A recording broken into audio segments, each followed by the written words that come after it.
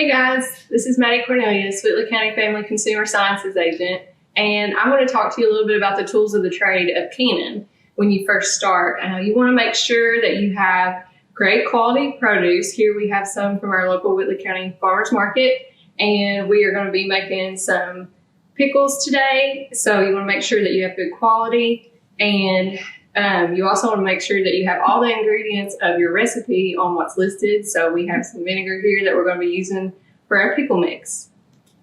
Next, you're going to want to get your canner out. So for pickles, we water bath can.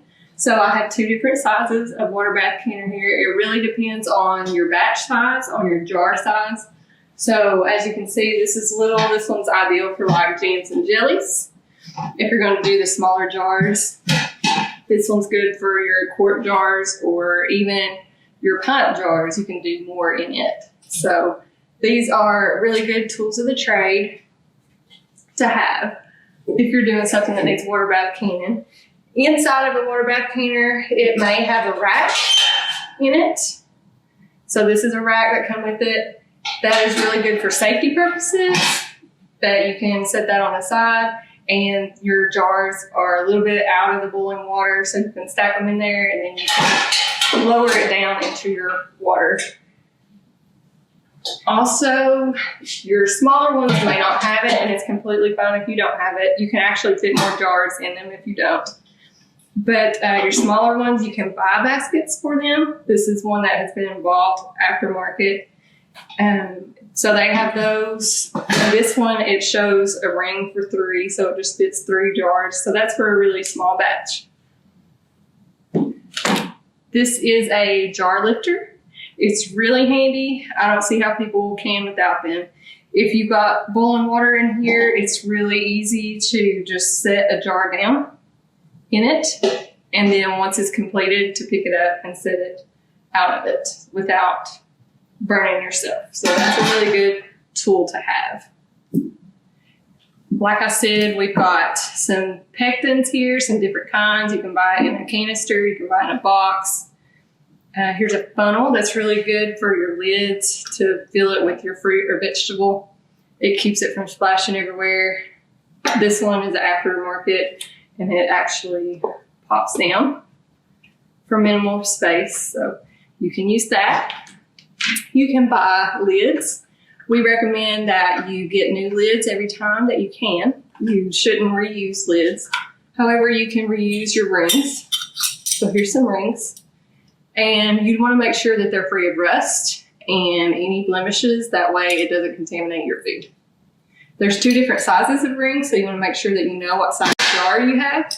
This is a normal standard jar ring. This is a wide mouth. You can see the difference. It's very different. So you want to make sure that you have the right size rings and lids. They make wide mouth lids as well.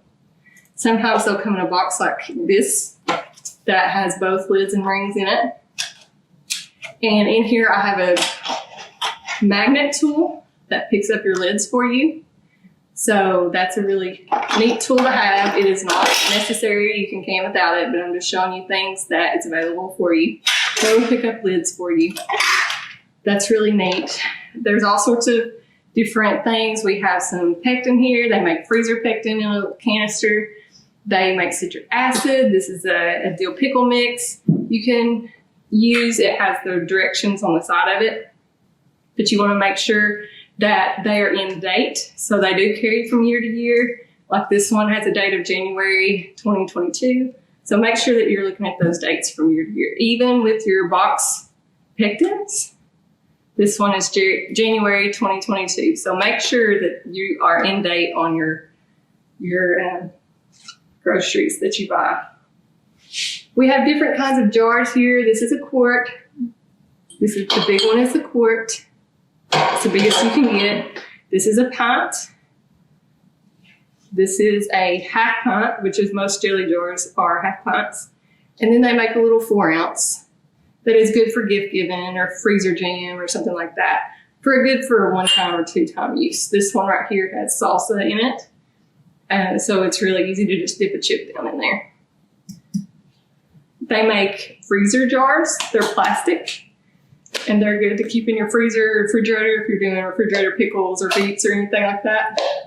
So that is a really good alternative to not using your jars, but you can use your jars, but these are still freezer safe. All these are freezer safe. They should say on the box where you purchased them.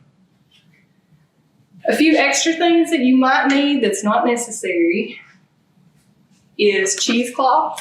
Some recipes call for straining things in cheesecloth, or you can use a sieve, which is what this is. It just mashes out a lot of the juice, but doesn't keep the seeds or any of the peels of anything. So that is really handy. Both of those things are good for straining. Of course, a colander to prepare your fruit with. You always want to make sure you have clean fruit or vegetables. Measuring cups, mixing bowls, anything like that. If you have to slice and dice anything, a mandolin works really well to slice pickles or anything like that. And last but not least, we have our pressure canner. This is a dial gauge. Some of them have a weight that you can just turn. Either is fine, but your dial gauge, you want to make sure that you have it checked and tested that it's reading accurately. We do that free here at the extension office, so feel free to come by anytime and get your dial gauge tested. If you have any questions, let me know, and tune in next time.